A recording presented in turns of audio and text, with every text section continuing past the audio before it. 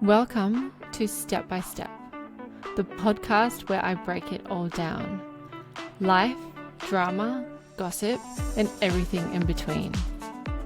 I'm your host, Taya, and this is my audio journal, filled with stories, reflections, and the kind of tea you won't find anywhere else.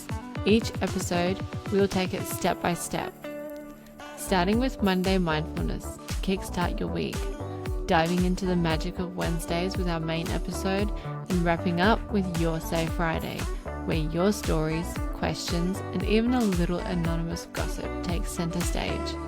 This isn't just my podcast, it's ours. So grab your headphones and take this journey with me, one step at a time. Hello and welcome back to the podcast. Today we're diving into a topic that many people experience, but not many people really talk about.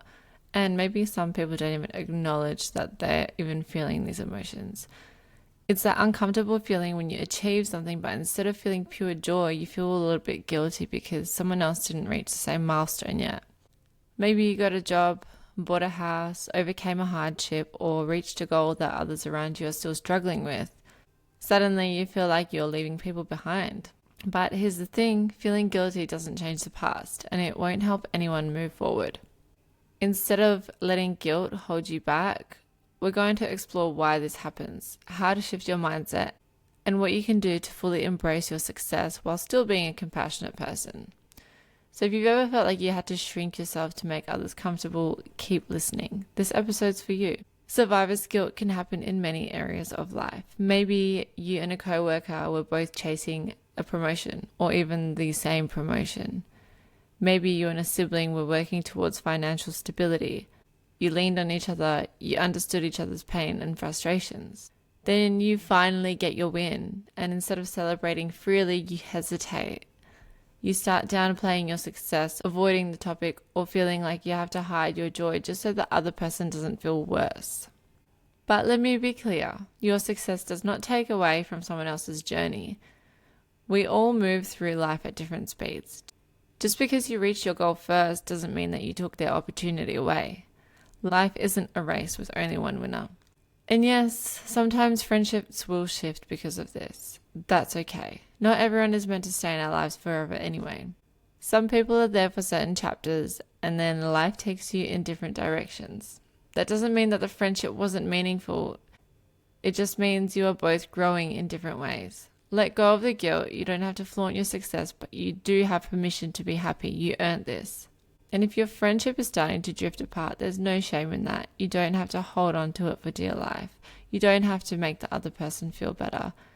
Sometimes there's nothing that we can do anyway. There are many other different forms of survivor's guilt. I mean, literally it means you feel guilty for surviving when someone else hasn't. But I thought we'll keep this episode a little bit more lighthearted. That being said, survivor's guilt is very real. And if you have experienced it, I am sorry that you had to go through that. So because it is Your Say Friday, we do have some real stories of survivor's guilt. And they're usually great examples that maybe you could relate to, or maybe someone else could relate to. So listener story number 1. This listener said that they worked their ass off at their job. And when a big promotion came up, they went for it. And so did their coworker. Their coworker had been there longer than them. When they got the promotion, they could tell that their coworker was crushed. They felt guilty every time they walked past their desk and caught themselves downplaying on how excited they were.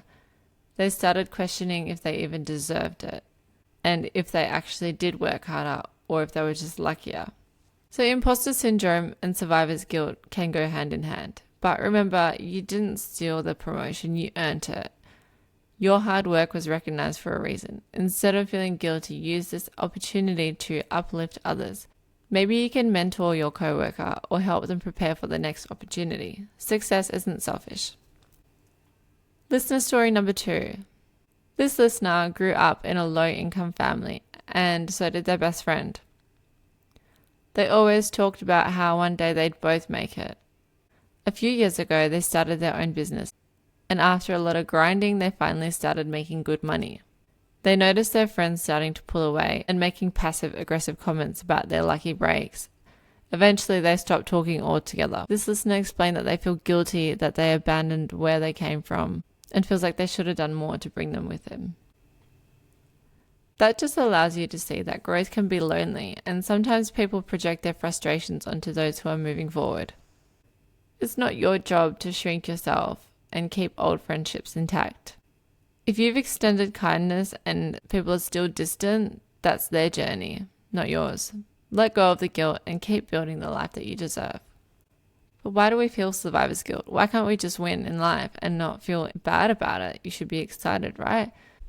At the core of survivor's guilt is empathy, which is a good thing. It means you care about others, and it means that you're aware of their struggles and don't want to cause them any more pain. But here is the mindset shift you need to make. Feeling guilty doesn't help them. Your guilt doesn't solve their struggles, and your guilt doesn't change anything except making you feel bad about something that you worked hard for. What you can do is be a source of support and inspiration. Show them that success is possible. Be compassionate, but don't dim your own light just to make others feel comfortable. You deserve to shine. At some point, we all face a choice. Stay stuck in guilt and sadness, or pick yourself up and move forward. You don't have to ignore your feelings, acknowledge them, sit with them, but then choose to move forward, because that is the better option. Staying in a place of guilt won't change the past, but moving forward allows you to create something meaningful from your experience.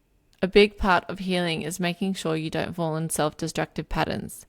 Self-destruction doesn't always look obvious though. It can be things like excessive drinking, negative self-talk, impulse shopping, isolating yourself, overworking to avoid emotions, or even comparing yourself online. Sometimes the line between coping and self-destruction is blurred. So ask yourself, is this really helping me heal, or is it just numbing the pain? Let's take control and stop feeling guilty for things beyond our control. Here are some small things that you can do to shift your mindset this week.